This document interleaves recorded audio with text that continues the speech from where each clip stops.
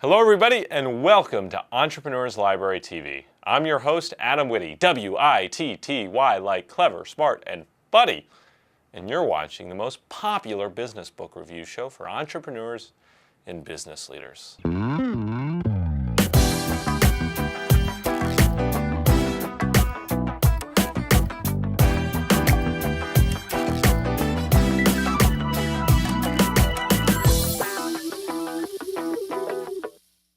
Business legend, I met him. Chainsaw Al. Chainsaw Al Dunlap. Maybe you know him as Rambo in Pinstripes or the Shredder. Chainsaw Al Dunlap is a business legend of sorts. I actually met him at a conference in Hilton Head, South Carolina just about a year ago. And I saw his book and I immediately consumed it. Running a lean, mean fighting machine of a business is important for survivability, but also sustainability. And not to mention, I'm a sucker for business biographies, hence the book popped. Now, who in the heck is Chainsaw Al? Well, I'll tell you. He's the author of Mean Business, How I Save Bad Companies and Make Good Companies Great. Al Dunlap is the former CEO of Scott Paper Company. And he actually took Scott from the brink of bankruptcy to a merger with Kimberly-Clark to become the largest consumer products company in the world. And he has a reputation as being a guy that can go in and fix a dying business. The book was published in 1996. The publisher is Fireside, a division of Simon & Schuster, and it's 302 pages long. So Al Dunlap is known as being one of the best people in the world to go in and take a failing company and totally turn it around. He's a change agent and a change artist. He's been dubbed Chainsaw Al, he's been dubbed Rambo in Pinstripes, he's been dubbed the Shredder. And he tells the story, everybody calls him Chainsaw Al, and he said he absolutely hates it because the meaning is not what its original intention was. He said that he was at a party in London when he worked for Sir James Goldsmith, and somebody came up to him and said, "Chainsaw Al, I give you that name because you take a big, ugly figure and you turn it into something beautiful and lean and worth watching." That was a compliment. But most people call him Chainsaw Al because of all of the changes he had to make in a business to prevent it from collapsing on its own weight. A lot of that change being layoffs and downsizing and selling off businesses. Barron's has hailed him as America's premier turnaround artist. And as I said, when he was the CEO of Scott Paper, he took him from near bankruptcy to a merger with Kimberly-Clark, making them the world's largest paper products company. He was also the CEO of Sterling Paper and Pulp, American Can, Lily Tulip, Diamond International, Crown Zellerbach, and Consolidated Press Holdings of Australia. In addition, he ran Sir James Goldsmith's empire from London. He's had lots of business experience. I'm going to share with you 4 simple rules from the book, courtesy of Al Dunlap. Rule 1, get the management team right. He says you as a leader can magnify your own abilities by surrounding yourself with great people. Being the best should be the most basic goal any business has. Developing an inner circle, he argues, is important. You as the CEO, as the leader of your company, have to look for people who will challenge you and who have ideas both small and big. He also says when you're developing this inner circle, the small groups actually work the best. When he was at Scott Paper, he had what he dubbed the Magnificent Five. And that was his inner circle that he was constantly going to for advice, feedback, and for big decisions. They'd meet on a regular basis.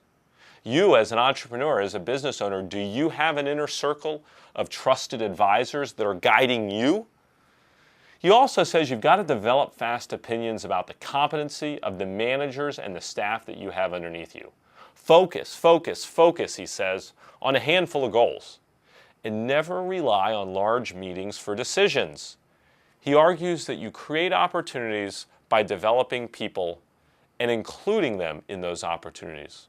One of the things that Al did without fail at every company that he went to was he made sure that his key executives had deep stock options. He wanted them to be just as invested in the business as much or more than he was. Rule number 2, pinch pennies. Cost, he says, is always your enemy. Cost is always your enemy. And he says that you must attack it. He says, I never want to hear the word growth again unless you use the word in conjunction with the word profitable. As he says, profitable growth. Far better word than growth. Because there's a lot of companies that are growing, but they're growing and losing money at the same time. He says you always have to slice real fat first in a business. Non-productive senior executives, middle managers, headquarters, airplanes, and so on. He says you always want to cut that in a business before you cut the rank and file people. Because by getting rid of the more luxurious, or in his words, frivolous stuff, it sends a clear message to everybody else that you're serious about right-sizing the company and getting it back to lean, mean, fighting machine potential so it can grow and prosper and rebound. You've got to minimize the number of vendors you work with, he says, if you really want to pinch pennies, and always use a competitive bidding process. It seems like such logical information, but so few people do it.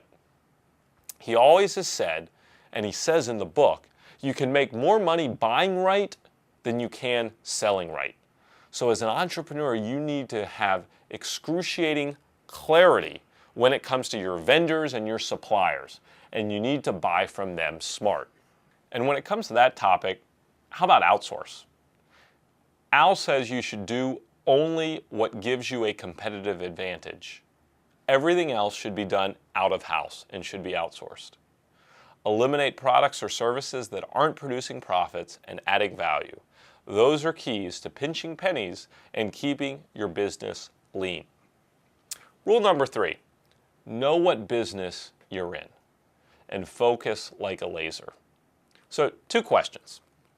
What business are we in anyhow? That's a question you might want to ask some of the people in your company, especially the senior leaders. Then you want to ask them this: what business should we be in? You might not always get the same answer. What business we're really in may not be the same business you should really be in. And as a great leader, you need to tack. You need to adjust and change to get to the industry you should be in. Every company that Al ever ran had something that he called a dirty laundry list. And the dirty laundry list was all of the businesses or the services that weren't part of the core. And the dirty laundry in his tenure had to be eliminated. When you're in too many businesses, it's distracting and people lose their focus. Businesses are run best with a laser, not with a shotgun. How many conglomerates can you think of? I can think of a ton. And almost every single one of them has ultimately failed.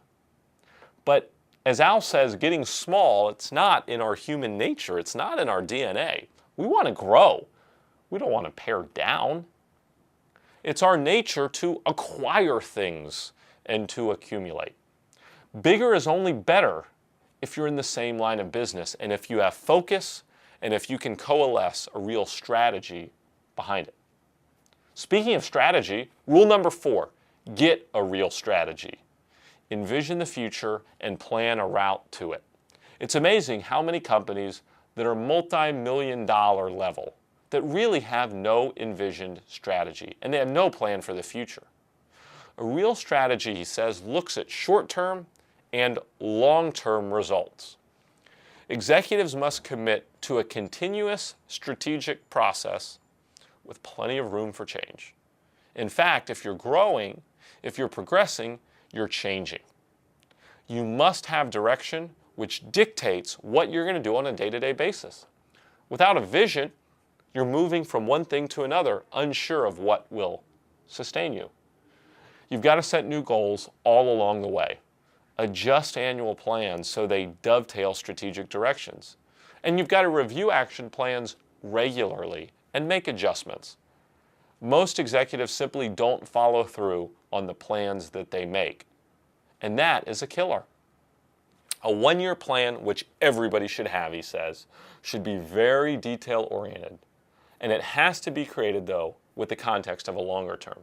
When it comes to planning and strategic management, Al's done it for some of the biggest companies in the world. And you're probably trying to do it for your own business. He says that you want a one-year detailed plan. And then in addition, you want 3 years of planning on top of that that is not so detailed. He said the people in the companies that try to plan 10 years out, it's all BS. Nobody can predict with any certainty what's going to happen 10 years from now. So a one-year plan that's detailed and a 3-year plan that's less detailed are your two optimal game plans for planning and executing a strategy that allows you to win. So, my business book rating for this one. 1 star, 2 stars, 3 stars, 4 stars.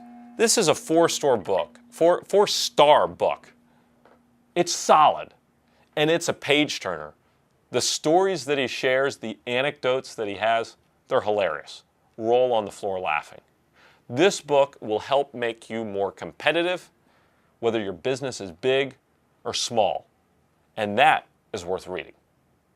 A little bit of me and a whole lot of you, and we're showing the world that we entrepreneurs, we mean business.